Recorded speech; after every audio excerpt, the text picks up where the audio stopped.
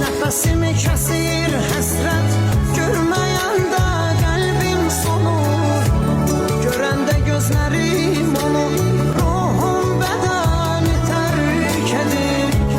Qovuşmaq çox imkansızdır, aramızda dağlar dayanır. Rəbbim yetirsə də ölüm, son dəfə gözlərim görür.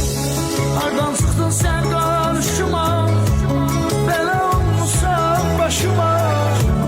Yadlar məni dəfn edərkən, gəl hələ baxdan tutuma. Qurban olum, vermə zülüm, gəl bir kərə üzün görür. Şikəst olub həyat sənsiz, tükənmişəm geri dön gəl. Hardan çıxdın sən qarşıma,